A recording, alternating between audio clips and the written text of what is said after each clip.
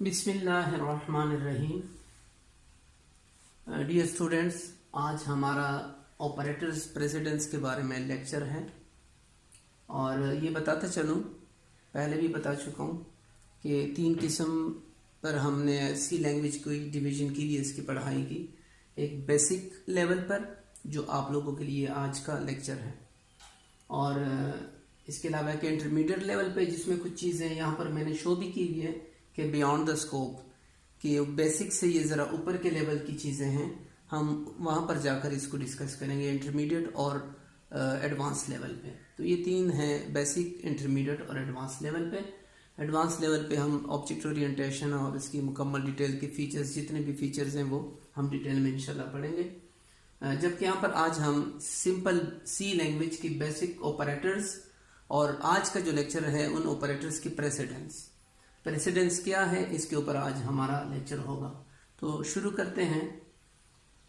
Operators precedence इन सी language क्या है? इनमें 2 चीज़ों का ख्याल रखा जाता है कि grouping of terms in an expression, कोई अगर एक्सप्रेशन दी गई है तो उनमें टर्म्स की ग्रुपिंग पहले कर दी जाती है। ठीक है, जैसे 2 + 3 एक है, इसी तरह 19.8 एक।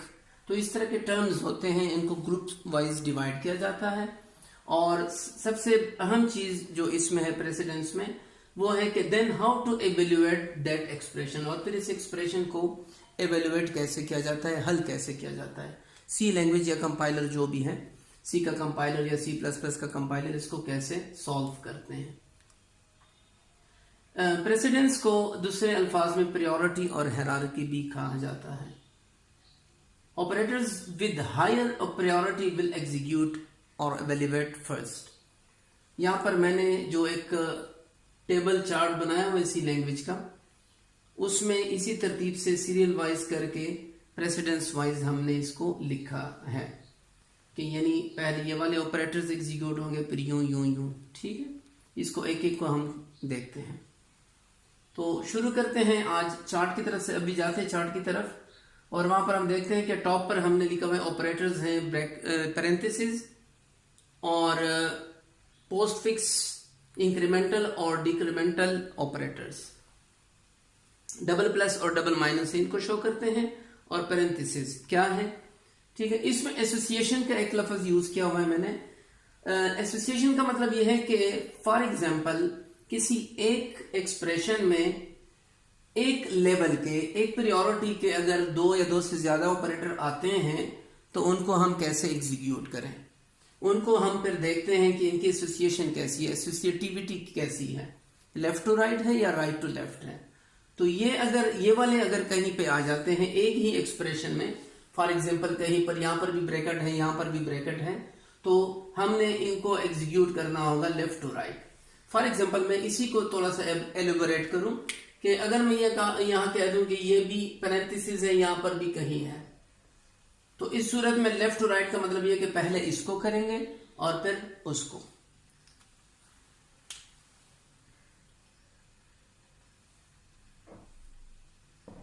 इसको मैं फिलहाल एलिमिनेट कर रहा हूं, डिलीट कर रहा हूं, दोबारा उसी फॉर्मेट में इस एक्सप्रेशन को, इसको थोड़ा सा डिस्कस करने बाद में। यहां पर एक मैंने जो कॉलम बनाया हुआ था पहले भी बता दिया, बियॉन्ड द स्कोप मींस कि ये आप इस लेवल का नहीं है, इस लेवल का जो आज का लेक्चर है बेसिक लेवल का नहीं है, इसको एडवांस लेवल पे और इंटरमीडिएट लेवल पे डिस्कस करते हैं। मसलन पैरेंथेसिस ब्रैकेट्स हैं, इसको हम एरेज में यूज करते हैं एज ए सबस्क्रिप्ट वेरिएबल्स के तौर पे। डॉट ऑपरेटर है जो किसी मेंबर को ऑब्जेक्ट ओरिएंटेशन में मेंबर फंक्शन को इस्तेमाल करने के लिए, और एरो का भी है, ये भी इसी में है मेंबर फंक्शन के लिए। सिमिलरली कुछ और ऑपरेटर्स हैं जो इस लेवल पे अभी हम इसको डिस्कस नहीं करेंगे। तो हमने बात की पहले प्रेसिडेंस के ऑपरेटर्स की, जिसमें पैरेंथेसिस, इंक्रीमेंटल और डिक्रीमेंटल ऑपरेटर्स यूज होते हैं। सेकेंड लेवल पे है, अच्छा ये जो इंक्रीमेंटल और डिक्रीमेंटल है ये पोस्ट फिक्स है। पोस्ट फिक्स का मतलब क्या है कि इसको हम किसी भी कांस्टेंट या वेरिएबल के साथ बाद में लिखते हैं। और इसी तरह प्रीफिक्स, जैसे यहां पर हमने एक्सप्रेशन में दिया है ++x, इसको पहले लिखा जाता है इस ऑपरेटर को। बार के आगे इसको कैसे इवेल्युएट करते हैं इसको देखेंगे। सिमिलरली जो हम बात कर रहे हैं पोस्ट फिक्स की, ये पहले वाले उसमें प्रायोरिटी में पोस्ट फिक्स है, सेकंड पे प्रीफिक्स है, इंक्रीमेंटल भी डिक्रीमेंटल भी। और ये जो प्लस और माइनस के आपको सिंबल मैंने लिख के दिए हैं, ये एडिशन और सब्ट्रैक्शन के नहीं है, बल्कि ये यूनरी ऑपरेटर्स हैं जो एक ऑपरेटर के ऊपर काम करते हैं, ठीक है। और मसलन फॉर एग्जांपल कहीं पे अगर हम कहते हैं कि -10, तो इस तरह की चीज के लिए हम यूज करेंगे।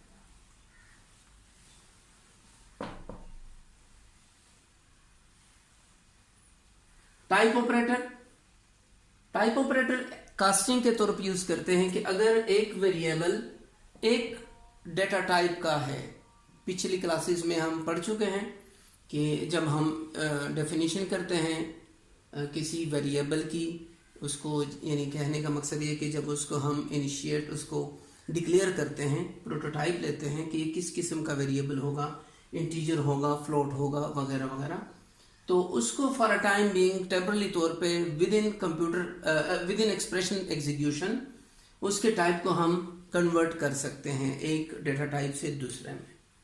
तो टाइप जो है ये वो ऑपरेटर है। इसी तरह एड्रेस ऑपरेटर है, इसको हम यूज करेंगे जब हम किसी वेरिएबल को रीड करेंगे, ठीक है। और इसके अलावा भी एडवांस लेवल में भी इसका यूजेज है।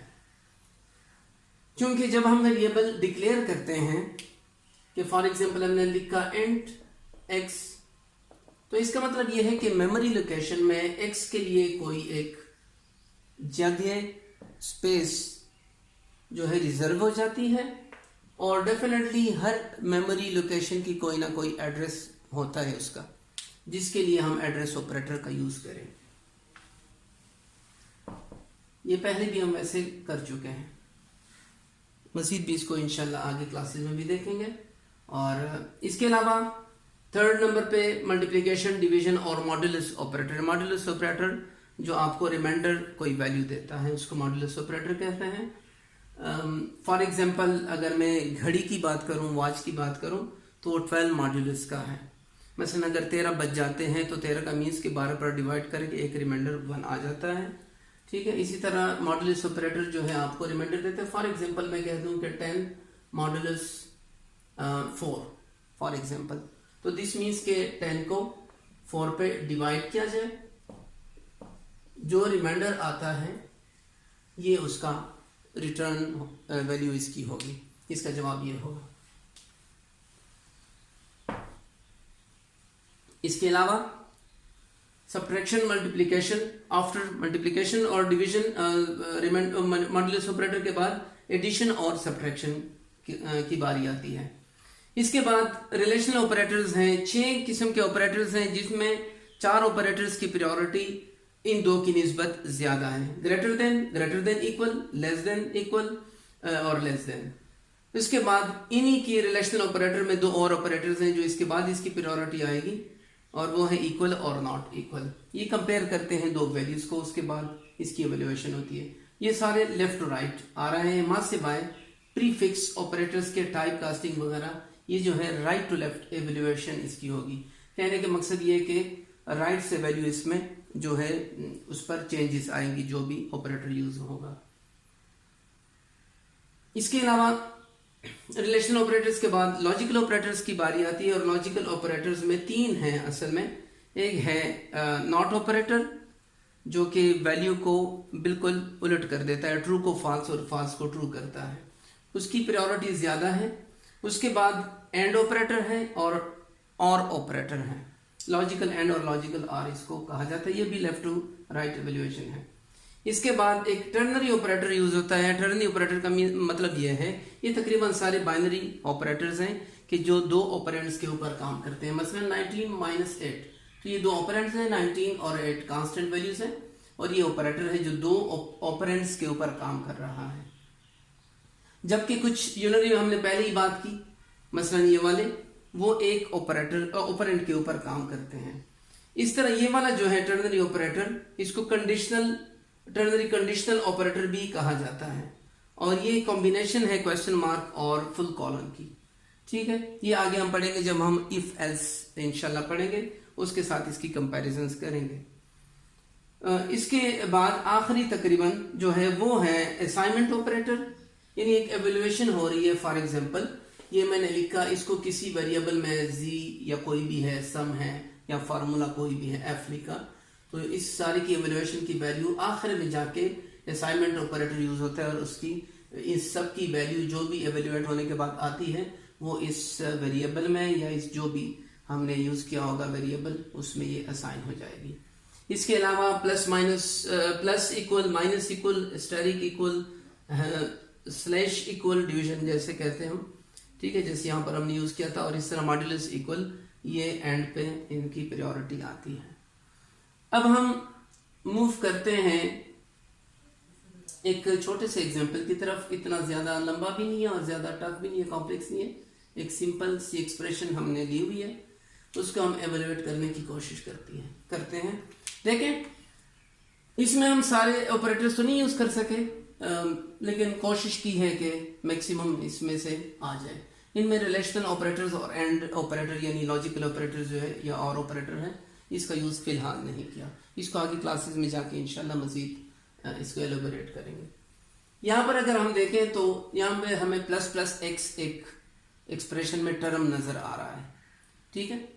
और अगर हम उसको देखें तो वो टॉप पे ही है, चाहे वो पोस्ट फिक्स है चाहे प्री फिक्स है, तकरीबन टॉप पे ही आ रहा है। और इसकी हम सबसे पहले इसकी एवेल्युएशन करेंगे। आप अपनी आसानी के लिए इसको यूं भी कर सकते हैं कि इसको यूं करके, ठीक है जी, और इसको आप कहते हैं कि नंबर 1 पे मैंने इसको पहले सॉल्व किया,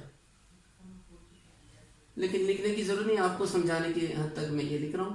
तो 19 माइनस 8/4 स्टेरिक या इंटू 2 प्लस 3 माइनस, इन सब को हमने एज इट इज लिखा और इसको एवेल्युएट करने के बाद हम इसको इसकी वैल्यू लिखेंगे। अब हमें नहीं मालूम कि x की वैल्यू क्या है। फर्ज करें सपोज कि प्रोग्राम के अंदर हमने इसको इनिशियल वैल्यू कोई दी है 5 फॉर एग्जांपल, तो यहां पर क्या होगा, इसकी वैल्यू हो जाएगी 6।